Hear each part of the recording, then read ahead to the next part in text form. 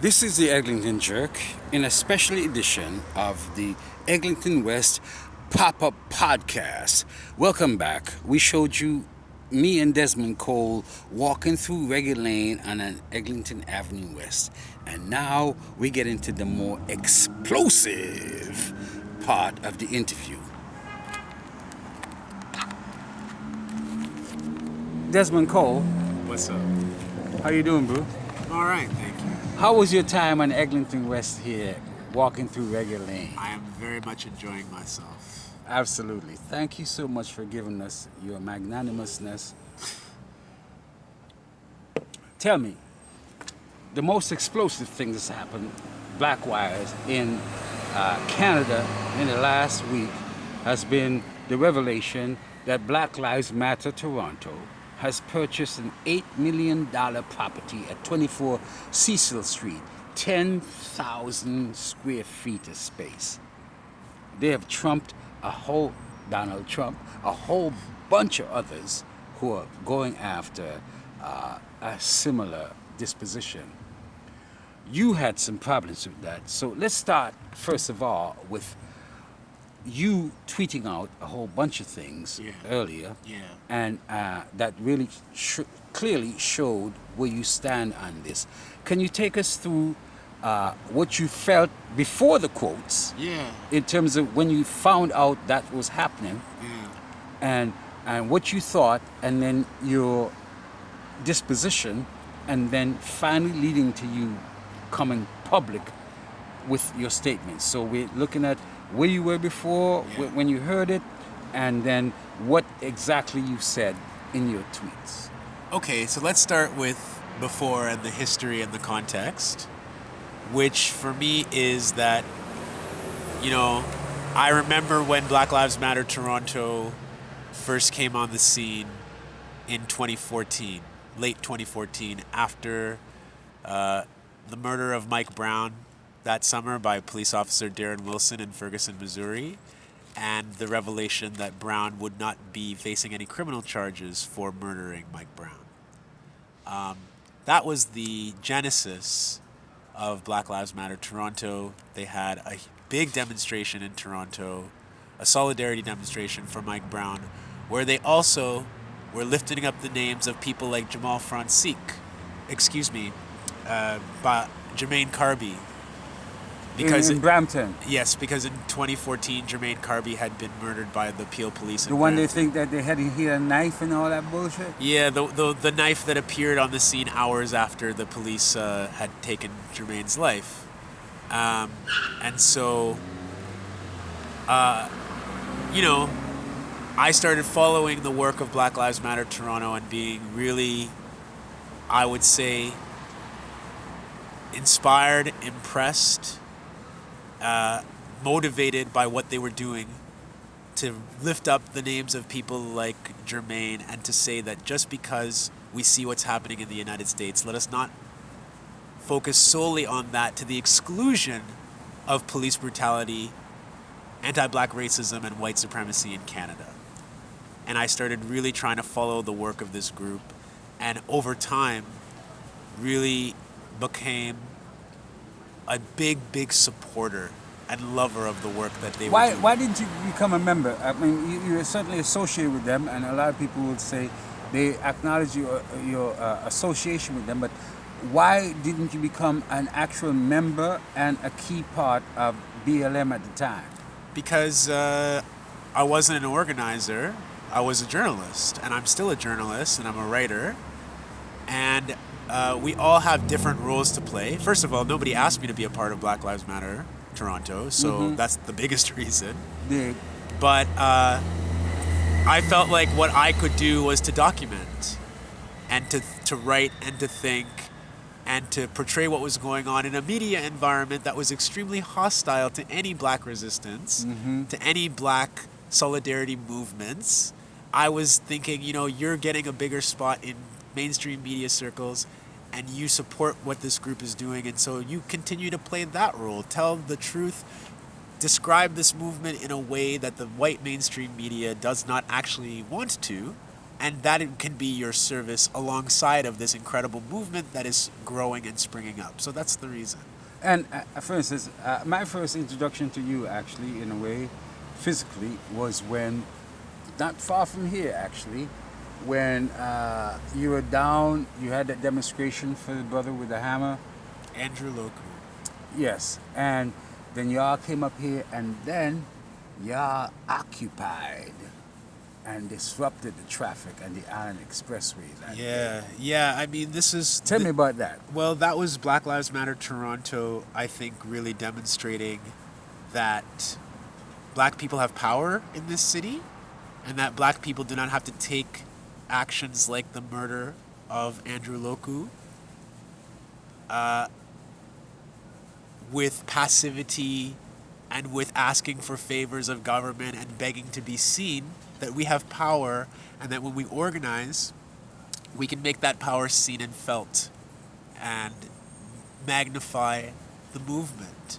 So we were marching along Eglinton West for Andrew, and somebody whispered in my ear, "We're going to take the highway." And I wrote about this in my book because I was scared. I was very, very scared that day of what could happen to us in the immediate aftermath of taking the highway. How so? Well, there's like dozens of police around. There's a police station right here. Police station is right there. You know, and I'm like, they're not going to stand for this. Mm-hmm. So it worried me, but as I reflected on in the book, it's like I'm seeing a group of activists, most of them younger than me, who are out here taking incredible risks, who have been lifting up Andrew's name, who organized a beautiful set of speeches and commemorations near where he used to live, just off of Eglinton. Mm-hmm. And now they're like, we want to take up more public space to show the world how outraged we are about the lack of accountability from the Toronto police. And I was with that. So as scared as I was, I'm like, these people are out here taking a huge risk for me and for other black people. So how can I not follow them? I'm going to go onto that highway as well. And it was a big moment. It was a big moment of us seeing y'all that blocked the highway, the Island traffic, Expressway, the baby. traffic stopped, and after I would say a good hour of the traffic being paused, trying to get off of the Allen off-ramp, those cars just started reversing and turning around and going the wrong way up the highway, which for me in that moment was like a very powerful experience of feeling How like, did that man. radicalize you in terms of, in relation to you as a journalist? Yeah. Because at the time, you were still writing for The Star at the time? In 2015, I started writing around September. This would have been right around the time that I would have been starting to write for the Toronto Star. Big. So you were... So how it radicalized me is that it said like, yeah, you're a journalist, but a journalist is not outside of the fray. A journalist is not what these so-called objectivity proponents say is a camera lens, is a pad and a pen that doesn't have any emotions or feelings or history of their own, but who just comes and documents without further commentary.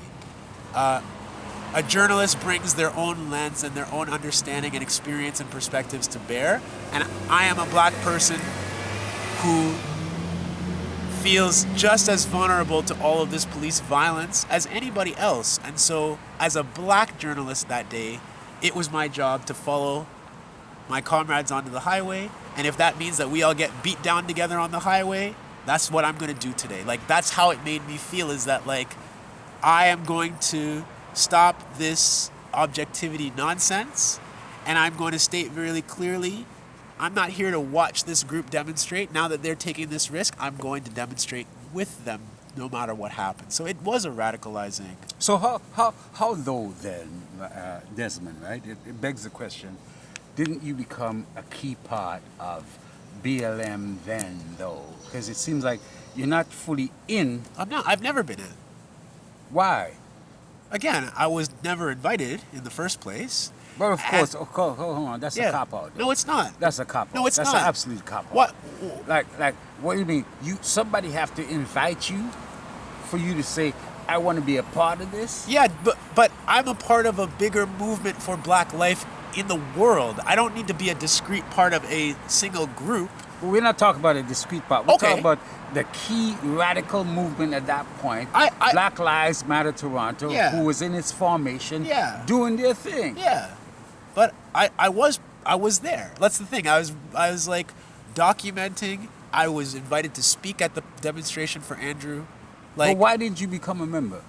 Or a key member, let's say.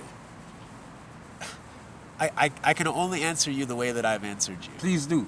Nobody Again, if you will. Nobody invited me to say, Desmond, you should become a member of this group, and we want you as a key member and a key part of what we're doing with this particular kind of organizing. But But didn't you think, though, yeah, Desmond, yeah, at that time that you had things to contribute I did contribute To- them as a journalist. to the Black Lives Matter in more ways than a journalist? Because No. you're talking about where you were inspired beyond journalism. So I'm asking Organizers do specific things, though. Organizers do a specific role, which I believe in and which I support, but not everybody is out here having to do the same thing and do the same tasks. So I never became a member because I saw myself, like I said, using the journalistic skills that I have, that you have that to contribute, because Really? not everybody has to be inside the thing. Not Indeed. everybody has to be the prominent member figure face of the thing. Some people can be the people who show up and document. Some people can be the people who volunteer from time to time when they are able to do so, and come and marshal for an event, or come and do the artistic component of an event and share a song, share a poem, share a reflection. I was invited to BLM events to do speeches. I did that because my work as a journalist and my research and my documentation meant that I had things to say in those kind of circumstances, which they thought were valuable. So we did work together, right? I'm And- not saying we didn't work together. We worked together often. And across the years, I went to a lot of their events. And if things got to a point where, for example, the police are coming, I'm going to stay there and I'm going to, like I said, put my body on the line because I support what they're doing. I believe in what they're doing and I want to be a part of it in that way. But not everybody has to play the same role. And I think it's a mistake to think that there is something strange that I was not an organizing. A lot of those folks, by the way, knew each other before BLMTO in different relationships in terms of student organizing. A lot of them were doing student organizing in university. I was long out of university. So I was just playing a different role. And there are a lot of things that I believe in that I do not become a personal member part of, but I contribute my own skills or thoughts or talents or reflections in a different way, and this is one of those things. Let's get to the chase, though. Yeah. When it was announced that Black Lives Matter Toronto purchased this $8 million property at 24 Cecil Street, Yeah. 10,000 square feet of space and so on, you tweeted out some stuff. Can you take us through Sure. what you tweeted and why? So I want to make a correction first of all, because one of the things that I said in my in a couple of my tweets was inaccurate, and I want How so? Well, you just said it yourself. You said Black Lives Matter Toronto, purchased the building. Yes. And that is not wholly accurate. It is Black Lives Matter Canada, which is a newer non-profit entity. Because, hold on, Yes.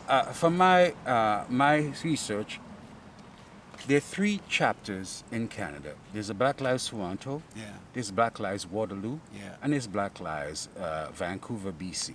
Yeah. So you tell me, so this new body, Black Lives Canada, Yes. is made up of whom?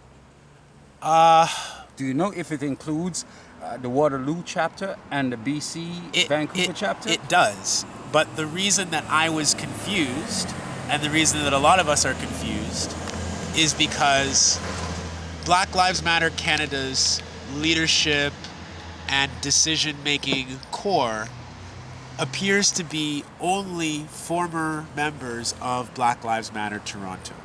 So the people that we knew... What do you mean former? In terms of they've left the organization?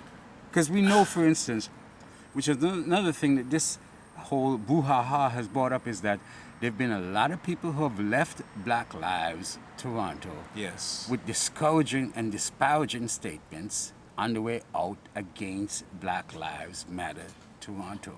Yeah. Go ahead. So, as far as I understand it, the folks who are now part of Black Lives Matter Canada, and who are part of that kind of core decision-making group, are either out of Black Lives Matter Toronto as a local organizing chapter, or they're on their way out. But it's Black Lives Matter Canada that has purchased this building. The reason it's confusing is because This is a new organization, essentially, then. yes, it is. It's a newer organization, but its leadership are core members of the old Black Lives Matter Toronto. Give me some and names. Give me some names, baby. Sandy Hudson, Rodney DeVerlis, Cyrus Marcus Ware, Raven Wings. Those are the ones that I know about, and all members of Black Lives Matter Toronto. But now there is Black Lives Matter Canada. Okay, so Why is that, though? I mean, is that some flimflammery, though, in terms of numerology or numerology and all of that? It is very confusing to me, and I'm not really sure, because it seems that now there is a distinction being made that those folks aren't necessarily doing the work that BLMTO was doing before. They're onto this nonprofit thing now. And that this nonprofit thing is essentially supporting different chapters across Canada. But it becomes confusing when we see this news article, or several news articles that came out this week. A whole bunch of them, baby. Yeah. Several. And what those news articles are saying is, as you mentioned, that Black Lives Matter